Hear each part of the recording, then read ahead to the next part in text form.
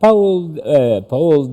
دیویس لکولینوانی سیاسیش باجاری واشنگتن دی سیش امریکا میوانی منن سلاو بوده بریز دیویس دست پی که دخوازم بزنم بمنها بیدنگیه که گروبین چکدار لعراقی گلک بیدنگ الگورا باوریات اف يعني بيدنجي جبو دمك دمكية يانجي اف دنجي وان دي ديسة درب كذا تتشاواد نرقينا. Currently, I believe اما برمان وايا ميليشيا كان العراق رنقا just in a standby.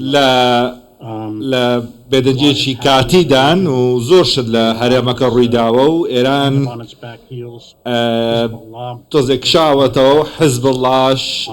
دوخي خرافة Militias are basically هروها ميليشيا كان بيم وايا توزك شاورة دكن تاوكو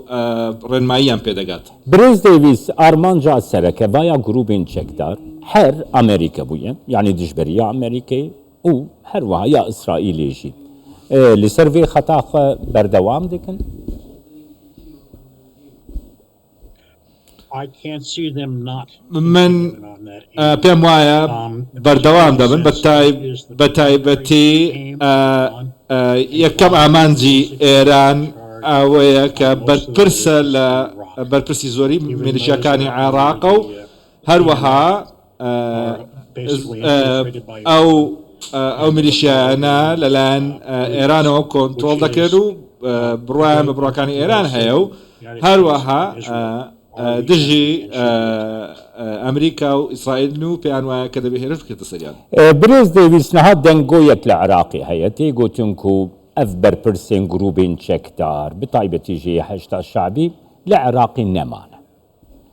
عراقي دركتنا قالوا القرى باوريات او اف ترسا وانج اسرائيل وامريكا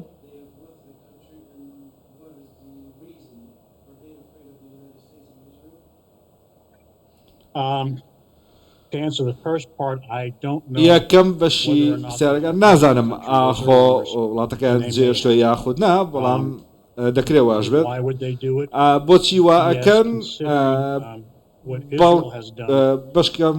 لە بەرچاوگرتنیەوە بێت کە ئیسرائیل بەسەر سەکرداتی حەماسی هێناوە هەروەها لە هێرشکردنی سەر ئێران و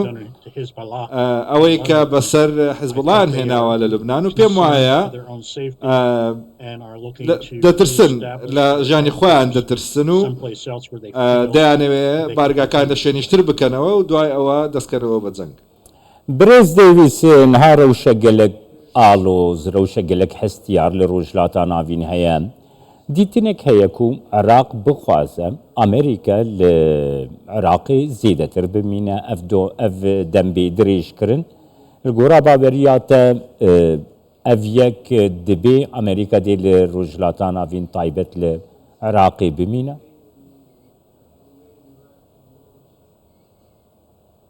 Again, as you said, دووبارە هەروەکو جەنابەت باست کرد دۆخەکە زۆر ئاڵۆزە و عێراقیەکان داوایان کردووە ئەمریکا بۆ ماوەیەکی درێژتر بمێنێتەوە دوای ئەوەی کە داوایان کردبوو خێرا بکرێت لە چوونە دەرەوەیان بۆیە ئێستا ئێمە چادری هەردوو دۆخەکە دەکەین و هەروەها دۆخە دانیشی ئاڵۆزیەکانیش ئەوەیە کە ئیدارەی ترامپ دێتە سەر دەسەڵات و باسی هیچ ئەویان نەکردووە کە هێزەکانیان نەمێننەوە لە عێراق و بەڵام نازانین ئاخۆ ئاما چۆن کۆتایی لە عێراق بەڵام ئەوەی دەیزانین ئەوەیە کە ژمارەیەک لە هێزەکانی ئەمریکا زیان کردو لە عێراق و لە سووریاش زیادیان کردووە ژمارەیان دووبارەی دەکەمەوە زۆر لە شتانە پەیوەست دەبێ بۆی کە ئاخۆ لە ئیدارەی تازی ئەمریکادا چی دەگوزارێت. بريز ديفيس نها جروبين تشكدار لعراقيشي لسورياشي مثلا جروبين ايكو جدر في بريارين دستلاتين يعني جهنادن دستلاتي قبقو دستلات داخوازكيت كي ندلي وان بي بيك ناينن مثلا جر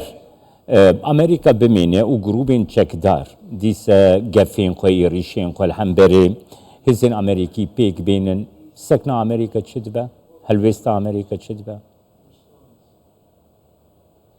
American response has generally been وەڵامی ئەمریکا لە ڕابردوودا کاتێک کە لەلایەن ئەم هێزانەوە هێرشیان کرا بۆ سەر if they have ئەگەر هاتوو لە ناوچەیەکدا ئەم چەکدارانە هێرش بکەن ئەوە لێ دەدرێن بەڵام ئەگەر لە وڵاتێکی تردا کار بکەن وەکو عێراق و بۆ بەرەنگاربوونەوەیان دووبارەی دەکەمەوە کاتێک کە ئیدارەی ترامپ دەست بەکار دەکات و ئەگەر هێرشەکان زۆر بن و ئەوە ئەمریکا لە عێراق دەکشێتەوە ئەمەش احتیمالێتێکە نها بروز ديفيس أمريكا هردم قوتيكو إيما دپاراستنا هفپیمانین خود هر بردوام دبن كرد لروجلاتان آفين وكي هفپیمانین أمريكا تين قلمدان غير مطرسيك لحنبري حزين كردي حنبري لحنبري كردان هبا سكنا أمريكي ديفيد شبا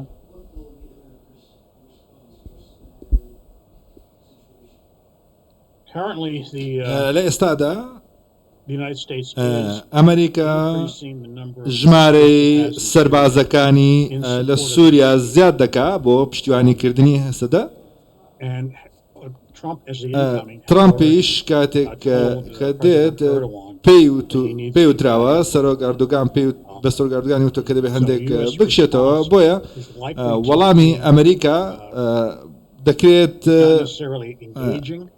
دەکرێت بۆ شێبێ ئەگەر ڕوبەڕووبوونەوە نەبێ بەڵکو زیادکردنی پشتیوانەکانە بۆ هەسەدە و لایەنەکانی تری کوردی لە ئێستاشدا ئەمە دۆخێکی ناڕوونە لە ئێستادا نازانین ئاخۆ ترامپ چۆن ئیدارەی نەبوونی ئەمریکا دەکات لەو ناوچانە ئەوەش دەزانین کە ئەگەر هاتوو دۆخەکە زۆر ئاڵۆز بێت و ترامپ هێزەکانی زیاد دەکات بله سپاس بۆتە پاول دەیویس واشنگتن دیسی گەلم